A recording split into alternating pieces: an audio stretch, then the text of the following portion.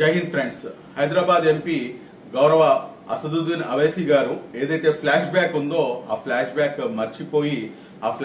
మర్చిపోలేకుండా ఉన్నటువంటి flash back ని గుర్తు చేసుకుంటూ తెలుగుదేశం పార్టీపై అక్కసు కక్కడం అనేది ఆయనకి ఒక సర్వసాధారణంగా తయారైంది. ఇక్కడ కొన్ని అంశాలు మీతో చర్చించాల్సినటువంటి అవసరం ఉంది. అదేంటండి, మీరు తెలుగుదేశం పార్టీకి మేము ఏమైనా మాట్లాడితే కనుక మీరు ఏదో తెలుగుదేశం పార్టీ వకాలు తప్పించుకుని వస్తారు అంటే, ఎస్ డెఫినెట్లీ తెలుగుదేశం పార్టీ వకాలు తప్పించుకుంటాం. దానికి కారణం ఏంటంటే, ఎన్నికల కన్నా ముందు చాలా బాహాటంగా మైనార్టీ హక్కుల పరిరక్షణ సమితి తెలుగుదేశం పార్టీకి మద్దతు పలికింది. బీజేపీతో కలిసినా గానీ ముస్లింలు తెలుగుదేశం పార్టీతో ముందుకు వెళ్లాలి అని చెప్పాము. ఆ చెప్పిన మాటకి మనం కట్టుబడి ఉన్నాము. అందులో ఎటువంటి అసలు లేదు. ఒకవేళ ఎక్కడైనా కానీ తప్పు ఉంటే తప్పు అని చెప్తాం. అందులో ఎటువంటి అసక్తి లేదు.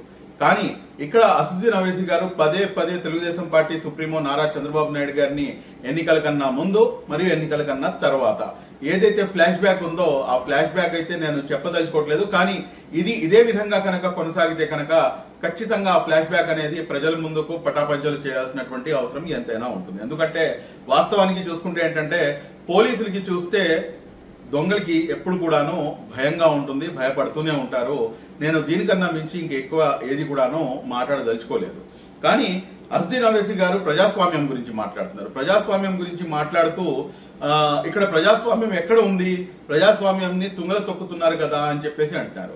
ఇదే సిఐఏ ఎన్ఆర్సీ సమయంలో మిమ్మల్ని పెట్టి ఇక్కడ మనం ఒక పెద్ద ప్రోగ్రామ్ ఆర్గనైజ్ చేయాలని చెప్పి చూస్తే అప్పట్లో ఉన్నటువంటి మీ దోస్తు గారి సర్కారు, మీ మిత్రుడి సర్కారు వైఎస్ జగన్మోహన్ రెడ్డి గారు స్పష్టంగా మీరు రాకుండా అడ్డుకునే ప్రయత్నం చాలా స్పష్టంగా చేసిన మాట మీకు తెలీదా? మీ మనసులకి తెలీదా? అయినా కానీ మీ మిత్రుడు కాబట్టి మీరు దాన్ని దిగమింగారు. కానీ మీరు ఇప్పుడు ఉన్నటువంటి కూటమి ప్రభుత్వం అధికారంలో ఉండి మీరు నిన్నగాక మొన్న ఆదోనిలోకి వచ్చారు. దాని తర్వాత 30th మీరు కర్నూలులోకి రావటం జరిగింది. మిమ్మల్ని రాకుండా ఆపేటటువంటి ప్రయత్నం ఇక్కడ ఉన్నటువంటి ప్రభుత్వం చాలా స్పష్టంగా చేయవచ్చు.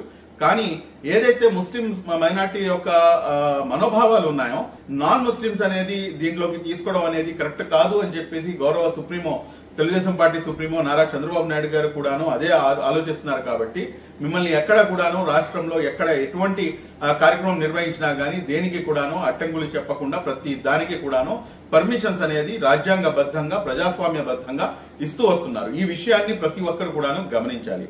అంతేకాకుండా ఇప్పుడు ఈయన మాట్లాడుతున్నటువంటి మాట ఇంకోటి ఏమిటంటే, తెలుగుదేశం పార్టీలో ఉన్నటువంటి ముస్లిం నాయకులు అదేవిధంగా తెలుగుదేశం పార్టీకి సపోర్ట్ చేసినటువంటి వారు తెలుగుదేశం పార్టీ నుంచి బయటకు వచ్చేయాలి అని చెప్పేసి మీరు చెప్తున్నారు.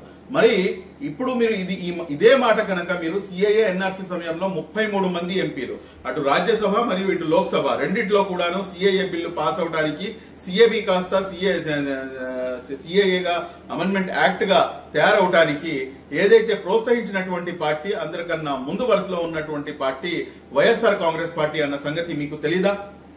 అప్పట్లో మీరు వైఎస్ఆర్ కాంగ్రెస్ పార్టీలో ఉన్నటువంటి ముస్లిం నాయకులను మీరు బయటికి రావాలి అని చెప్పేసి, మీరు వైఎస్ఆర్ కాంగ్రెస్ పార్టీని విడనాడాలి అని చెప్పేసి, మీరు దాన్ని రాజీనామా చేసి మీరు బయటికి రావాలి అని చెప్పేసి మీరు అప్పుడు కనుక పిలిపించుంటే కనుక మీ యొక్క చిత్తశుద్ధిని మేము శంకించేవారం కాదు. కానీ ఈ రోజున మీరు ఏదైతే రాజకీయ ముసుగులో లేకపోతే కనుక ఏదైతే వక్ఫ్ అమెండ్మెంట్ యాక్ట్ దానికి సంబంధించి జరుగుతున్నటువంటి కార్యక్రమాల ముసుగులో మీరు ముస్లిం పర్సనల్ లా బోర్డు మొత్తాన్ని కూడాను మీ యొక్క రాజకీయ లబ్ధి కోసం వాడుకుంటున్నారు అనేది చాలా స్పష్టంగా బాహాటంగా అందరికి కూడాను అర్థమవుతుంది. మీరు ఎవరండి మాట్లాడటానికి తెలుగుదేశం పార్టీలో ఉన్నటువంటి వారు బయటికి రావాలి అని చెప్పేసి ఎందుకు మాట్లాడతారు? రాజకీయ లౌక్యం లేదా మీకు? లేకపోతే రాజకీయ దురదృష్టి లేదా? అందరు కూడాను బయటకు వచ్చేస్తే ఇక్కడ ఉన్నటువంటి ముస్లిం సమాజానికి చెందినటువంటి 10% జనాలు ఎక్కడికి వెళ్ళాలి? ఏ పార్టీ అధికారంలో ఉన్నటువంటి పార్టీని విడనాడాలని చెప్పేసి మీరు పిలుపునిస్తున్నారంటే, మీరు మీ యొక్క దోస్తు కోసం ముస్లిం సమాజం యొక్క ఏదైతే ఆర్థిక రాజకీయ పరమైనటువంటి అంశాలు ఉన్నాయో వాటన్నిటినీ కూడాను మీ దోస్తీ కోసం మీరు తాకట్టు పెడుతున్నారు. ఇది వాస్తవం కాదా? ఇది ముమ్మాటికి ఇది వాస్తవము. అదేవిధంగా మీరు చెప్తున్నారు ముస్లింలు పూర్తిగా ఏంటంటే మీ ఇంటెన్షన్ ఏంటంటే స్పష్టంగా మీరు రాజకీయంగా రాజకీయ లబ్ధి కోసం మీరు చేద్దామని చెప్పేసి ఆలోచిస్తున్నారు. ఇంకో మూడో అంశం ఏమిటంటే, మీరు ఏ రకంగా అయితే మీరు బయటకు వచ్చి వైఎస్ఆర్ కాంగ్రెస్ పార్టీకి మద్దతు ఇవ్వండి అని చెప్పేసి మీరు డైరెక్ట్ గా మీరు ఎన్నికల కన్నా ముందు, ఎన్నికలైన 1 సంవత్సరం తర్వాత మీరు పిలుపునిస్తున్నారో, మీరు ఒక విషయాన్ని మీరు గమనించాలి. ఆంధ్ర రాష్ట్రంలో ఉన్నటువంటి ముస్లిం మైనారిటీలు, ముస్లిం సోదరులందరూ కూడాను మీ యొక్క మాటని పెడచెవిన పెట్టిన మాట మీరు మర్చిపోకూడదు. ఎందుకు అంటే దానికి నిదర్శనము వైఎస్ఆర్ కాంగ్రెస్ పార్టీపై ఉన్నటువంటి వ్యతిరేకత చాలా స్పష్టంగా చూపిస్తూ 7గురిని కూడాను ఓడించడం జరిగింది. అందులో డిప్యూటీ సీఎం అంజద్ బాషా సైతం కూడాను ఉన్నారు. అదే విధంగా మీరు చూసుకుంటే కనుక ఇటువైపు 3 ఎమ్మెల్యేలను ఇస్తే కనుక 3 అటు మదనపల్లి నుంచి షాజాన్ బాషా గారు, ఇటు గుంటూరు నుంచి మన నసీర్ అహ్మద్ గారు, అక్కడ నంద్యాల నుంచి మన గౌరవ మంత్రివర్యులు పెద్దలు శ్రీ ఎన్ఎండి ఫారూక్ గారు భారీ మెజారిటీతో వీళ్ళందరూ కూడాను గెలుపొందారు. కాబట్టి చాలా స్పష్టంగా అర్థమైపోతుంది అదేంటంటే, ఎస్ ముస్లింలందరూ కూడాను. ఇంకో నిదర్శనం ఏమిటంటే, రాయలసీమ లాంటి అత్యధికంగా ముస్లిం మైనార్టీలు నివసించేటటువంటి ప్రాంతంలో నంద్యాల కానివ్వండి, రాయచోటి కానివ్వండి, లేకపోతే మదనపల్లి కానివ్వండి, లేకపోతే కర్నూలు కానివ్వండి, లేకపోతే మీ యొక్క ఆళ్లగడ్డ కానివ్వండి, లేకపోతే మీరు చూసుకుంటే కనుక మీకు శ్రీశైలం కానివ్వండి, ఇటువంటి అనేకమైనటువంటి ప్రాంతాల్లో ఎక్కడైతే ముస్లిం జనాభా ఎక్కువగా ఉంటుందో, ముస్లింలకే అక్కడ సీటు కేటాయించాల్సినటువంటి అవసరం ఉంటుందో, అటువంటి నియోజకవర్గాల్లో సైతం కూడాను భారీ మెజారిటీతో టీడీపీ ఎమ్మెల్యేలు గెలుపొందారంటే కనుక చాలా స్పష్టంగా అర్థమవుతుంది తెలుగుదేశం పార్టీపై ముస్లింలలో ఉన్నటువంటి ఒక నమ్మకం ఎటువంటిది అనేది. అందులో ఎవరు కూడా కాదనరు. మీరు రావచ్చు, మీరు ఇక్కడ మాట్లాడవచ్చు, కానీ దాన్ని రాజకీయ ముసుగులో మీరు పెట్టి మీరు తెలుగుదేశం పార్టీలోంచి బయటకు వచ్చేయండి అని చెప్పేసి ఏదైతే పిలుపునిస్తున్నారో, ఇక్కడే మీ యొక్క రాజకీయ దురుద్దేశం అనేది చాలా స్పష్టంగా అర్థమవుతుంది. మీరు ఇక్కడ ఇంకోటి ఏంటంటే మాట్లాడుతూ మీరు ఈ రోజున అమరావతి రాజధాని గురించి మాట్లాడతారు. అమరావతి రాజధాని ఎవరి రాజధాని అండి? అమరావతి రాజధాని మీకు తెలుగుదేశం పార్టీ సుప్రీమో నారా చంద్రబాబు నాయుడు గారు వారి యొక్క కుటుంబ సభ్యుల కోసం మీరు కడుతున్నారా? ఎవరు చెప్పారు మీకు? ఎవరు చెప్పారు? హైదరాబాద్ రాజధానిని డెవలప్ చేసింది ఎవరు? హైదరాబాద్ మహానగరంగా చేసింది ఎవరు? హైదరాబాద్ లో హైటెక్ సిటీ తీసుకొచ్చి ఏదైతే ఈ రోజు హైదరాబాద్ యొక్క రూపురేఖలు పూర్తిగా మార్చేసినటువంటి నాయకుడు నారా చంద్రబాబు నాయుడు గారు. ఇది మీరు అవునన్నా కాదన్నా ప్రతి ఒక్కరు నగ్న సత్యం ఇది. అదే విధంగా మీరు చూసుకుంటే కనుక హైదరాబాద్ లో ఉన్నటువంటి ఉర్దూ యూనివర్సిటీని ఎస్టాబ్లిష్ చేసి హైదరాబాద్ మహానగరంలో ఉర్దూ భాషని 2వ అధికార భాషగా ప్రకటించినటువంటి నాయకుడు నారా చంద్రబాబు నాయుడు గారు. ఈ విషయం మీకు తెలీదా? తెలుసు. కానీ మీ యొక్క ఏదైతే చరిత్ర ఉందో ఆ చరిత్ర మీకు ఈ విధంగా మాట్లాడిస్తుంది అని చెప్పేసి మేము చాలా స్పష్టంగా మాకు అర్థమైపోయింది.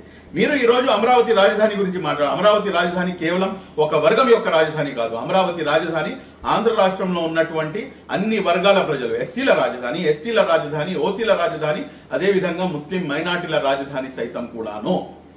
కాబట్టి మీరు ఇప్పుడు అమరావతి రాజధాని గురించి మాట్లాడుతూ కూడాను మీ దోస్తీ యొక్క దోస్తీని మీరు స్పష్టంగా మీరు అది ఎస్టాబ్లిష్ చేయడానికి అది ఎస్టాబ్లిష్ అయిపోయింది. ఏది మీరు అమరావతి రాజధాని గురించి ఎప్పుడైతే మాట్లాడారో, గత 10 సంవత్సరాల నుంచి ఆంధ్ర రాష్ట్రంలో ఉన్నటువంటి ప్రజానికానికి 5 కోట్ల మంది ప్రజలకి అమరావతి రాజధాని కాదు, రాజధాని లేకుండా రూపురేఖలు లేకుండా చేసేసినటువంటి నాయకుడు వైఎస్ జగన్మోహన్ రెడ్డి. మరి అటువంటి నాయకుడికి మీరేమో పూర్తిగా వత్తాసు పలుకుతూ ఈ రోజు అమరావతి రాజధాని గురించి మాట్లాడతారా? అస్దీన్ ఓవైసీ గారు ఖబర్దార్, అమరావతి రాజధాని గురించి మాట్లాడే నైతిక హక్కు మీకు లేదు. అమరావతి రాజధాని గురించి కనుక మీరు మాట్లాడితే కనుక ఆంధ్ర రాష్ట్రంలో ఉన్నటువంటి 5 కోట్ల మంది ప్రజలు irrespective of caste, creed and religion మేమందరం కూడాను మీపై తిరగబడతాము అన్న సంగతి మీరు గుర్తుంచుకోవాలి. ఇంకొకసారి మీరు ఆంధ్ర రాష్ట్రంలో అడుగు పెట్టాలంటే 1కి 10 సార్లు ఆలోచించుకోవాల్సినటువంటి పరిస్థితి ఏర్పడుతుందని చెప్పేసి కూడాను మీరు అర్థం చేసుకోవాలి. అదేవిధంగా ఈ రోజున last but not least Amaravati రాజధాని గురించి మాట్లాడి అయిపోయింది. ఇప్పుడు ఏదైతే అరాచకాలు 2019 నుంచి తీసుకొని 2024 వరకు ఆంధ్ర రాష్ట్రంలో జరిగినాయో, ఈ అరాచకాల గురించి మీరు ఏ రోజైనా గానీ అడిగారా? ఆదోనికి మీరు వెళ్లారు. ఆదోని వెళ్లేటప్పుడు మీరు ఖచ్చితంగా మీరు ఎమ్మిగనూరు పై నుంచి వెళ్ళాలి. ఎమ్మిగనూరు అంటే మీకు కర్నూలు జిల్లా కూడాను మీరు వచ్చారు. కర్నూలు జిల్లా గోనెగండ్ల మండలం ఎర్రవాడు గ్రామంలో హాజిరా అనే ఒక 22 సంవత్సరాల యువతిని అత్యంత దారుణంగా ఆగస్టు 21 ఆ అమ్మాయిని అత్యంత దారుణంగా కిరాతకంగా పాడు చేసి ఆ అమ్మాయిని చంపేయడం జరిగింది. రాష్ట్ర వ్యాప్తంగా కూడాను దానిపై నిరసనలను వెలువెత్తాయి. మా యువ నాయకులు నారా లోకేష్ గారు 2021లో ఆ కుటుంబాన్ని పరామర్శించడానికి అన్ని పార్టీల నాయకులు including CPI, CPM, Congress, SDPI అన్ని పార్టీల నాయకుల్ని కూడాను కలుపుకొని అందరం కూడాను పోయి ఆ అమ్మాయిని పరామర్శించి రావడం జరిగింది. వాళ్ళ యొక్క తల్లిదండ్రులు పరామర్శించి రావడం జరిగింది. ఈ రోజు వరకు మీరు ఆదోని వెళ్లేటప్పుడు కూడాను ఆదోనిలో కూడాను మాట్లాడలేదు. కనీసం కర్నూలులో వచ్చారు, కర్నూలులో కూడాను మీరు మాట్లాడలేదు. ఆంధ్ర రాష్ట్రంలో జరిగినటువంటి అరాచకాలు అబ్దుల్ సలాం గురించి మీరు ఎందుకు మాట్లాడలేదు? అక్కడే పక్కన 70 కిలోమీటర్ దూరంలో ఉన్నటువంటి నంద్యాలకి చెందినటువంటి అబ్దుల్ సలాం చేసినటువంటి పాపం ఏమిటి? మిస్బా, చదువుల తల్లి మిస్బా, ఆ అమ్మాయి చేసినటువంటి పాపం ఏమిటి? ఇవన్నీ కూడాను మీకు ఏది కూడాను కంటికి కనిపించవు. కానీ ఏదైతే అరాచకాలు గత ప్రభుత్వంలో జరిగినాయో ఈ ప్రభుత్వంలో నారా చంద్రబాబు నాయుడు గారు 11/11/2024 నేను స్వయాన నారా చంద్రబాబు నాయుడు గారికి అసెంబ్లీలో కలిసి ఆయనకి ఇచ్చినటువంటి ఒక వినతి పత్రంలో ఆయన ప్రతి దాన్ని కూడాను ఓకే చేశారు. అదేమిటంటే ఏదైతే ఇబ్రాహీం కుటుంబం, నసరావుపేటలో ఉన్నటువంటి ఇబ్రాహీం కుటుంబం వక్ఫ్ ఆస్తులను పరిరక్షణ చేస్తుంటే ఇబ్రాహీం కుటుంబాన్ని వైఎస్ఆర్సీపీ నాయకులు చంపేశారు. అదే విధంగా మీరు చూసుకుంటే కనుక మిస్బా కుటుంబానికి, అదే విధంగా హాజిరా కుటుంబానికి, అదే విధంగా అబ్దుల్ సలాం కుటుంబానికి, ప్రతి కుటుంబానికి కూడాను 5 లక్షల రూపాయలు మా ప్రభుత్వం తరపు నుంచి ఇవ్వాలి అని చెప్పేసి HCM has been accepted to provide them 5 lakh rupees అని చెప్పేసి సీఎం గారి దగ్గర నుంచి, సీఎంఓ నుంచి నాకు లెటర్ వచ్చిన మాట వాస్తవం కాదా? ఈ రోజున వాళ్ళందరికీ కూడాను, ఆ కుటుంబాలన్నిటికీ కూడా, అయినా మీకు ఇంకో విషయం చెప్తున్నా, ఇక్కడికి న్యాయం జరిగిందని చెప్పేసి నేను చెప్పను. కనీసం వారికి ఆర్థికంగా వారికి ప్రోత్సాహం అయితే ఇవ్వడం జరిగింది. వారికి కూడాను ఎవరైతే అన్యాయం చేశారో, ఎవరైతే దాంట్లో ఇన్వాల్వ్ అయి ఉన్నారో వాళ్ళని సైతం కూడాను ఈ ప్రభుత్వం ఖచ్చితంగా కఠినంగా శిక్షిస్తుంది.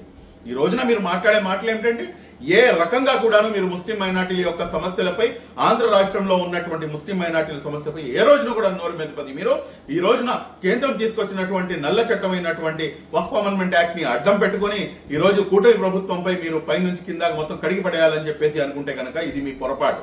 ఈ రోజున మీరు మాట్లాడుతున్నటువంటి ఇంకో మాట, లాస్ట్ బట్ నాట్ లీస్ట్, ఏమిటంటే మీరు సెక్యులరిజం గురించి మీరు చంద్రబాబు నాయుడు గారు ఎందుకు మాట్లాడలేదు అని చెప్పేసి. మీరు మీకు కనుక కళ్ళు ఉంటే కనుక మీరు డైరెక్ట్ గా మీరు ఒకసారి చూడండి, ఒకసారి గమనించండి. ఎన్నికలు జరిగిన మరుసటి రోజు నేషనల్ మీడియాకి అడ్రస్ చేస్తూ నారా లోకేష్ గారు ఇచ్చినటువంటి మాట ఏమిటంటే 4% రిజర్వేషన్ గురించి ప్రస్తావన తీసుకొస్తే 4% రిజర్వేషన్ కూటమి ప్రభుత్వం అధికారంలోకి రాగానే తీసేస్తారు అని చెప్పేసి అబద్ధపు ప్రచారం, ఇంక్లూడింగ్ యువర్ సెల్ఫ్, మీరందరూ కలిసి కూడాను మీరు అబద్ధపు ప్రచారాలు చేస్తే ఎన్నికలు జరిగి కూటమి ప్రభుత్వం స్పష్టమైనటువంటి మెజారిటీతో 164 సీట్లు గెలిచి అధికారంలోకి వచ్చిన తర్వాత నారా లోకేష్ గారు కేంద్రంలో ఉన్నటువంటి నేషనల్ మీడియాకి ఇంటర్వ్యూ ఇస్తూ 4% రిజర్వేషన్ మీరు మత ఆధారంగా ఎందుకని చెప్పేసి ప్రోత్సహిస్తున్నారని చెప్పేసి ఒక గోధి మీడియా అడిగినటువంటి ప్రశ్నకి నారా లోకేష్ గారు ఇచ్చినటువంటి బదులే ఈ రోజున సెక్యులరిజం ఏంటి అనేది మీకు అర్థం పడుతుంది. ఆయన ఇచ్చినటువంటి సమాధానం ఏమిటంటే 4% రిజర్వేషన్ అనేది సోషల్ జస్టిస్, సామాజిక న్యాయం అంతే తప్పించి మేము మత ఆధారంగా ముస్లింలకు ఇవ్వట్లేదు. ముస్లింలు అత్యధికంగా వెనకబాటుకు గురై ఉన్నారు. మేము తెలుగుదేశం పార్టీ పూర్తిగా వారికి దండగా ఉంటుంది అని చెప్పేసి చెప్పారు. నారా లోకేష్ గారు ఏ రకంగా అయితే మేము గుండెల్లో పెట్టుకుని చూసుకుంటాము అని చెప్పేసి మాట ఇచ్చారో అదే విధంగా ఆయన పెట్టుకుని చూసుకునేందుకు, గుండెల్లో పెట్టుకుని చూసుకునేందుకు ఆయన శతవిధాలుగా కృషి చేస్తున్నారు. ఆయన కృషి సఫలీకృతం కూడా అవుతుంది. నిన్నగాక మొన్న ఇచ్చినటువంటి తల్లికి వందనంలో కూడాను మీ వైఎస్ఆర్ కాంగ్రెస్ పార్టీ కేవలం ఒకళ్ళకే ఇస్తే తెలుగుదేశం పార్టీ అధికారంలోకి వచ్చిన తర్వాత తల్లికి వందనం కార్యక్రమంలో ఎంతమంది పిల్లలైతే ఉన్నారో వారందరికీ కూడాను, ఇద్దరుంటే ఇద్దరు, నలుగురుంటే నలుగురు, ఆరుగురుంటే ఆరుగురు పిల్లలకి ప్రతి ఒక్కరికి కూడాను తల్లికి వందనం అనేది ఇవ్వడం జరిగింది అన్న సంగతి మీకు తెలీదా? ఈ రోజున ఆంధ్ర రాష్ట్రంలో ఉన్నటువంటి ప్రజల యొక్క మనోభావాలతో మీరు ఆటలాడుకునే ప్రయత్నం మీరు ఏమాత్రం కూడా, మీరు మాట్లాడండి, ఏదైతే తప్పు జరిగిందో ఆ తప్పు గురించి మాట్లాడండి. అంతేగాని దాని యొక్క నీడలో మీరు మీ యొక్క రాజకీయ పబ్బాన్ని గడుపుకుందాం అని చెప్పేసి చూసుకుంటే కనుక ఇది కరెక్ట్ అయిన పద్ధతి కాదు. అసదుద్దీన్ ఓవైసీ గారు, దయచేసి మీ యొక్క వైఖరి నారా చంద్రబాబు నాయుడు గారి గురించి, తెలుగుదేశం పార్టీ గురించి మారుతుంది. రాబోయే రోజుల్లో ఏదైతే అభివృద్ధి ఉందో అది కూడాను మీరు రాబోయే రోజుల్లో ఇన్షాల్లా మీరు చూస్తారు. మీ నోటి నుంచి నారా చంద్రబాబు నాయుడు గురించి మీరు పొగడే రోజు ఖచ్చితంగా ముందుంది అని చెప్పేసి కూడాను నేను తెలియజేస్తూ సెలవు తీసుకుంటాను. Thank you very much. జై హింద్.